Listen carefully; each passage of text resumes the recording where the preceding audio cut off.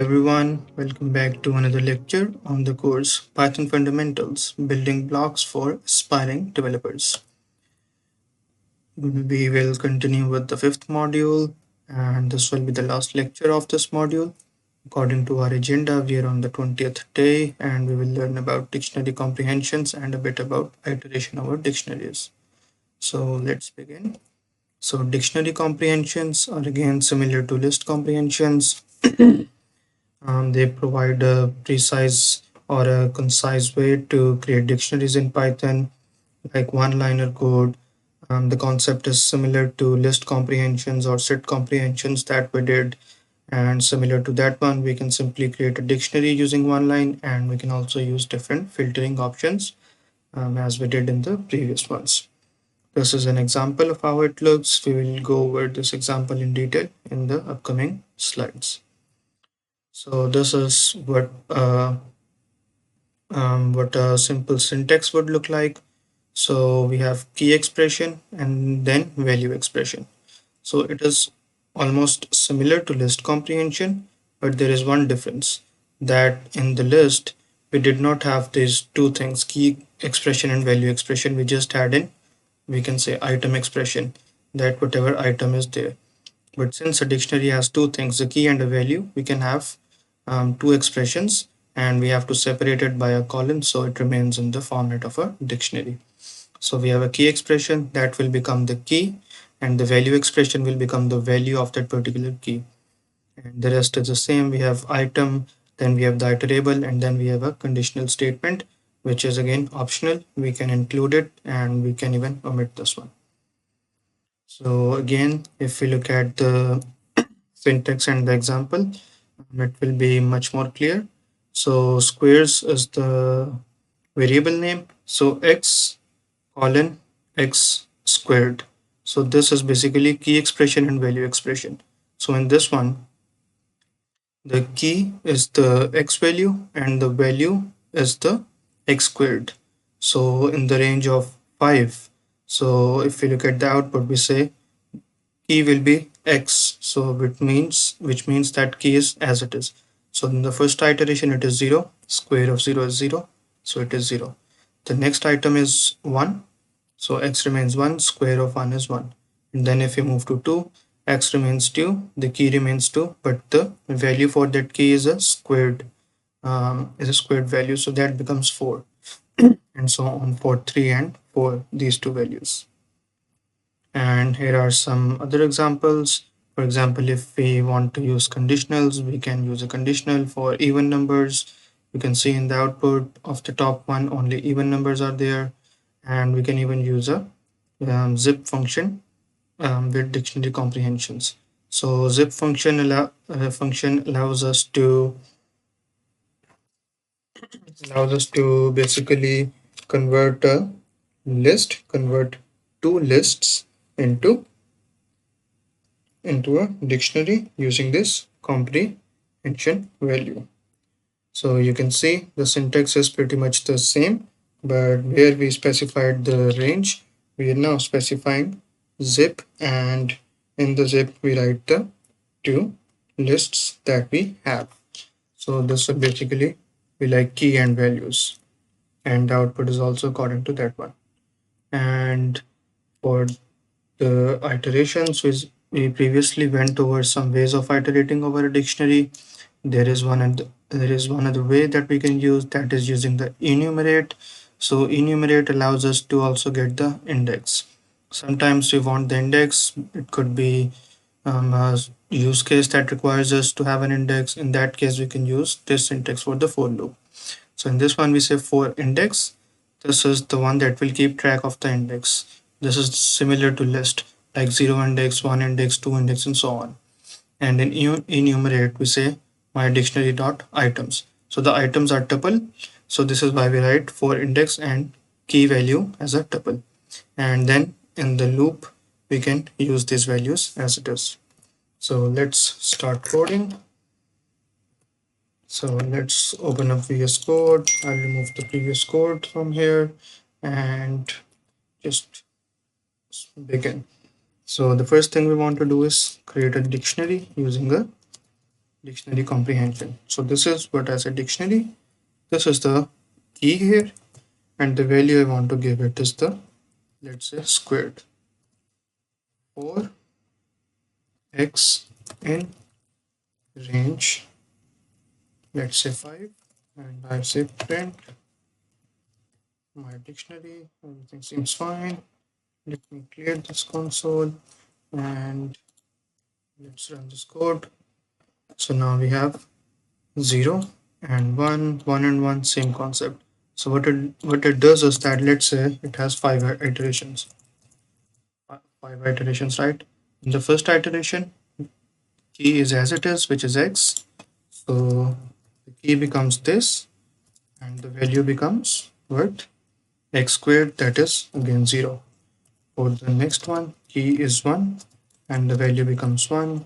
For the next one, the key is now 2, and the value now becomes 2 squared, that is 4. And similarly, key is now 3, and the value becomes now 9. And similarly for this one, key is now 4, and value becomes 16. This is why we are saying it like this. This is just for explanation. Now I can also apply some operation on the key too. Like maybe I do not want the key to be like this. I want to do something else. So maybe I want to, um, let's say, add a string. So I say name and then plus. And since x is a number and I want to concatenate it, I will convert it into a string now. So what do you think will happen? So if you run the code, so it says name 0, name 1, name 2. So this 0 is the same as we learned in the previous concept. But now I'm concatenating this name string with this value. So now it says name 0, and this simply becomes 0. This is just simply the squared value of this one. So you understand the concept. We can even put an expression over here for the key, and we can also put an expression here for the values according to what we want. So this is how we can create dictionary comprehensions.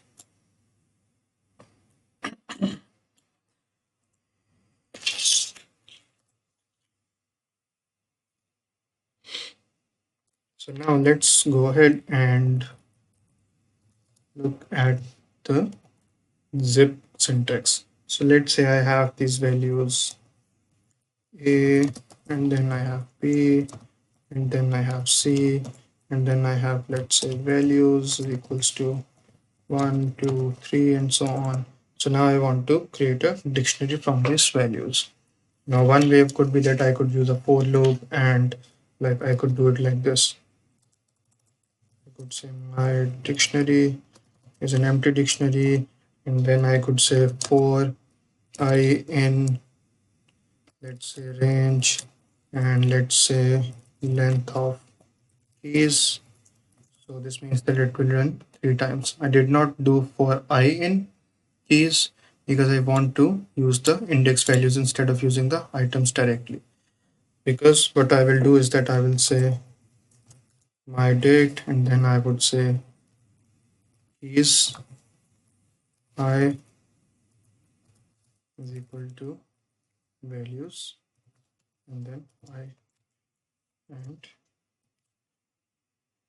so it will do like this. So what it is doing is that iterating through this list for my dictionary.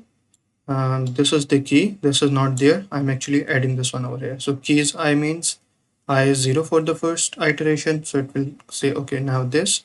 So this becomes the key in the dictionary, and the value is again I, which is 0. So this becomes the value here 1. The next iteration, I has a value of 1. So this means at the first index.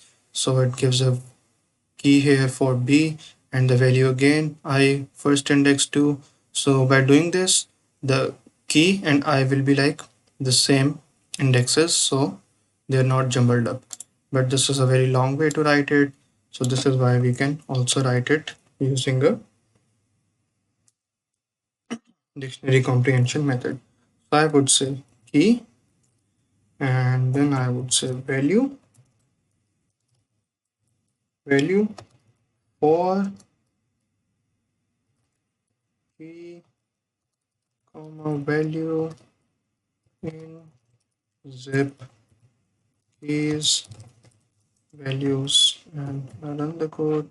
So again, the same exact thing is there. So I've given here two things in the for loop, for key and value, because in the zip we have two things. So what zip does is that it kind of combines the two and it keeps the indexes the same. So the thing is at the 0th index, it remains at the 0th index, and the first one remains at the first one for this one too. So the order is maintained. So now instead of using a loop, I can use this dictionary comprehension method to create a new dictionary, and that is much more concise and you can say faster too. So this is how we can use this one. Now, why would we need to do this? For example, you have names in one dictionary, in one list. Let's say you get some data from someone, or maybe from an API or something like that. You get one list separately, and you get their ages in a separate list. So I want to combine them into a dictionary, so I would use this one. And now I can use this one because I know John has an age of 21, Doe has age of 22. So I could simply just write this. I know if I know I want to look at their ages, so I would just say, okay, John, and it will print me the age of John.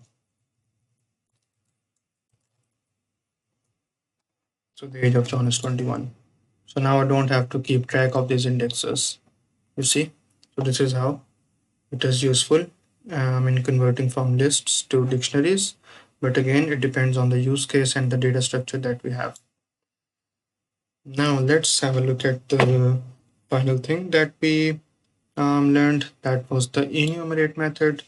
So what I want to do is that let's in fact create a dictionary. Let's just copy this one from here, and let's say this is my dictionary now. Let me get rid of this one. Let me get rid of this one. So I'm just using this one just for him example. So what I would do is that I would say for index comma key value. Now I'm just adding the space so it is easier to read in the code. And it's a good practice to add proper spaces at proper places so code is easier to read. In enumerate, and in the enumerate I would say my dict dot items this, and now in the for loop I can simply print the items. I mean, I can print the items, but I can pretty much do anything with them. Let's just say index, and then we have key, that is key, and then we have value, which is value, like this. Now if I run the code, okay, it says invalid syntax because it should be a comma, and like this. So it says index 0, key is John, value is 21, index is 1, and so on. So maybe sometimes you want to keep track of the index. For example, we have another data set. Let's say my list is equals to this, and let's say it has the score of the people 8.3, 9.1, 5.6, something like that. I know that the scores are in the correct order, like the first one is for John, second one is for Doe, and the third one is for Carl. Um, and let's just do 5.6. Yeah. So I know it is like this, but maybe in the code I do not want to put them into a dictionary. I just want to use them once. So using the index, I can access the values in the dictionary, in the list. So what I can do is that I would say print name of the person is name is what? Name is the key here. This is the name. I would say age of the person is what? Value. This one is the age. So I would say value. And then I would also want to get their score, but the score is in a different list, but the um, but they're in the same order. So I can say, okay, score is in this one, and the first one, this item is at the 0th index, so I only want the score at the 0th index. So I would say my list, and the index is what? Index, like this. Okay, let me comment this out. We don't need it now. So in the first iteration, this enum index will have a value of 0. So we will print John, then we will print the age, then the score will be printed from this list. And the second one, this is the name, this is the age, and the score will be printed from here. And we can only access the score because we are using an index here. Now if I run this, you can see name this, age 21, score 8.3, name do, age 22, score 9.1, and so on. So you see these different, you can say traits or features in Python allow us to even work with 2 or 3 different data structures or sequences together. This is why these are important to learn. So that was all in this lecture and in this module. However, we do not have a quiz for this one, but we do have a mini assignment. So this is the mini assignment. I will describe it to you. Um, so the purpose of the mini assignment is that you need to use all the concepts that we've learned previously, starting from the first lecture of the course and up till now. Some of the concepts will obviously be not be used, but still, once you start coding, you will need to look back at different subjects, different modules, different topics to get this assignment done. You need to figure out how you need to code, what things you need to do. So I will not tell you you need to use dictionaries or things like that, like use a loop here, use a loop here. I will not tell you all that. I will read the description. I will give you possibly a hint of how you could do it, and then you will do it. And after this one, in the next video, we will look at a solution. So one thing I want to say is that for this one, there is no one correct solution. For example, for a data structure, you could possibly use a list or a dictionary. That depends on what you feel is better. Both of them will be correct because both of them can answer the questions or the scenario. That is up to you. But still, it should be that it should make sense and work together. And you should try and code what you think is the most efficient one. Okay, so now let's just quickly go over the assignment. So the assignment is that you need to create a script called studentmanagement.py. So what it does is that it will basically allow us to manage students. So we say define an empty list named students to store student records. Okay, so there is an empty list and each item will have a record of a student.